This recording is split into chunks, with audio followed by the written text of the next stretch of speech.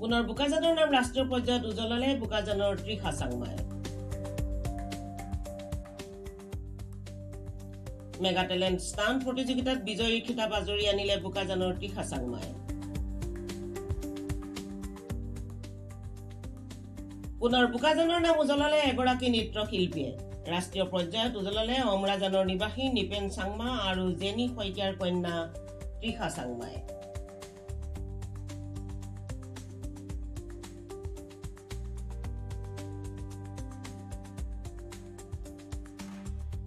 D প্ৰডাকশ্যনৰ উদ্যোগত আনন্দ নগৰী হিচাপে পৰিচিত কলকাতাত ৰাষ্ট্ৰীয় পৰ্যায়ত অনুষ্ঠিত হোৱা প্ৰথম সংখ্যক মেগা টেলেণ্ট হাণ্ট নামৰ প্ৰতিযোগিতাত 2024-25 বৰ্ষৰ চূড়ান্ত পৰ্যায়ৰ বিজয়ীৰ খিতাপ দখল কৰি গৌৰৱ কঢ়িয়াই আনিবলৈ সক্ষম হয় ত্ৰিশা চাংমাই।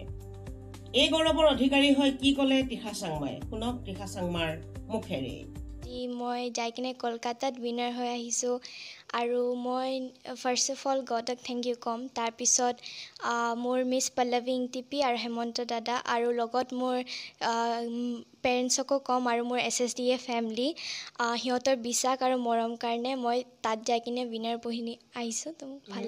মই সৰুৰ পৰাই ডান্স কৰি আছোঁ, কিন্তু কেতিয়াও সৰুৰ পৰা মানে মই এনেকুৱা প্ৰগ্ৰাম ষ্টাৰ্ট কৰা নাছিলোঁ যোৱা। এনেই সৰু মৰু প্ৰগ্ৰাম যেনেকৈ স্কুলৰ নহ'লে বিহু প্ৰগ্ৰাম এইকেইটা গৈছিলোঁ। তাৰপিছত ডান্স ক্লাছ জইন কৰিলোঁ, তাৰপিছত লাহে লাহে যাই কিনে প্ৰগ্ৰামকেইটা ষ্টাৰ্ট কৰিলোঁ। তো সেইটো বহুত দিনৰ পৰাই চলি আছিলে, যেতিয়াৰ পৰা মানে অডিশ্যন দি আহিছোঁ তেতিয়াৰ পৰাই চলি আছে।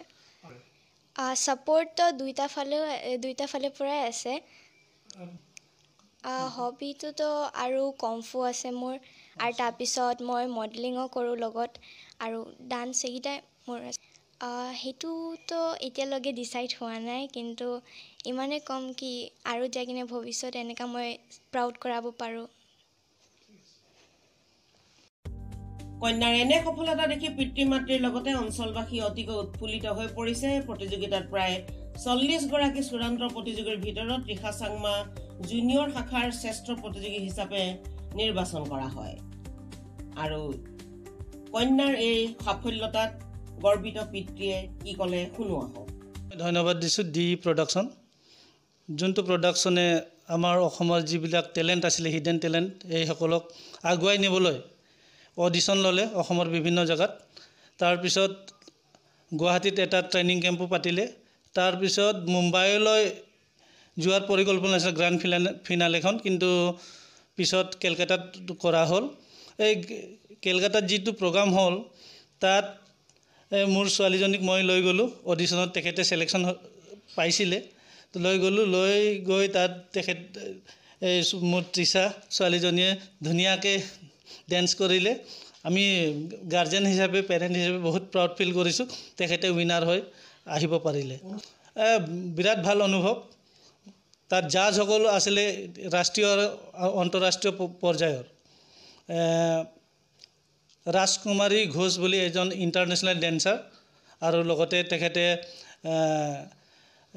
জাজ হয় কোৰ্টৰ, তেওঁৱে জাজমেণ্ট কৰিছিলে।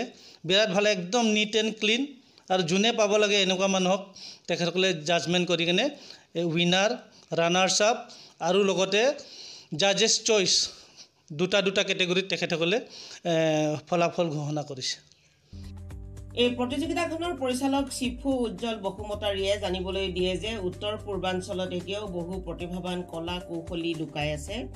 এই শিল্পীসকলক এখন ৰাষ্ট্ৰীয় পৰ্যায়ৰ মঞ্চ দিয়াৰ মানসেৰে আয়োজন কৰা হয় এই প্ৰতিযোগিতা।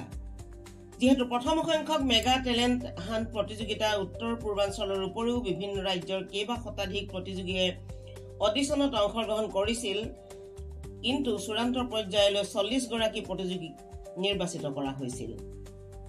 কি ক'লে এই সংক্ৰান্তত পৰিচালক চিফু উজ্জ্বল বসুমতাৰীয়ে। এইটো আমাৰ এটা এম আছিল যে অসমৰ পৰা ল'ৰাবিলাক এটা অডিশ্যন লৈ কেনেকৈ আমি তেওঁলোকক বাহিৰত প্লেটফৰ্ম দিব পাৰোঁ, সেই প্ৰচেষ্টাতে আমি মানে ইয়াত আমি নৰ্থ ইষ্ট বেচিছত অডিশ্যন লোৱা হৈছিল।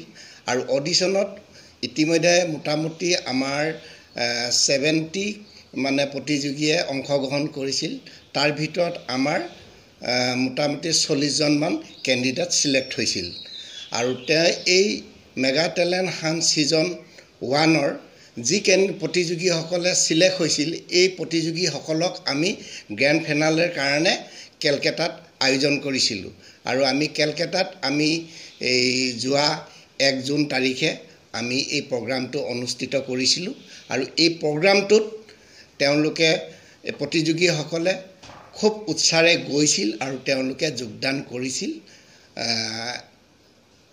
এই মানে যিটো আমাৰ মেগা টেলেণ্ট হাণ্ট এই অনুষ্ঠানটো আমাৰ ছিজন 1 ছিজন 2 ছিজন 3কে আমি প্ৰতি বছৰে আমি পাতিম আৰু তেওঁলোকক আমি খুব ধুনীয়াকৈ ইয়াৰ পৰা যদি ভাল ভাল প্ৰতিযোগীসকল নিৰ্বাচিত হয় তেওঁলোকক আমি যাতে ভৱিষ্যতে কেছেট যিসকল প্ৰডিউচাৰে বাহিৰত কেছেট বনায় তেওঁলোকৰ লগত আমি ডিল কৰি পেলাই তেওঁলোকক সুবিধা দিয়াৰ চেষ্টা কৰিম আৰু যিসকলে ভাল আৰ্টিষ্ট ওলাব তেওঁলোকক আমি ফিল্ম জগততো যাতে তেওঁলোকে সুবিধা পায় তাৰ প্ৰতি প্ৰতিযোগী অসমৰ বুলি নহয় এইটোতো আমাৰ গোটেই নৰ্থ ইষ্টৰ আমাৰ অডিশ্যন কৰা হৈছিল আৰু কেলকাতাৰ আছিল ধৰক বম্বে তেনেকুৱা আমি প্ৰতিটো মানে মেট্ৰপলিয়ান চিটিৰ পৰা ডাঙৰ চিটিৰ পৰা অলপ বাছা কেণ্ডিডেট আমি চিলেক্ট কৰিছিলোঁ আচ্ছা আমি ইতিমধ্যে আমাৰ যিটো গ্ৰেণ্ড ফিনালে হৈ গ'ল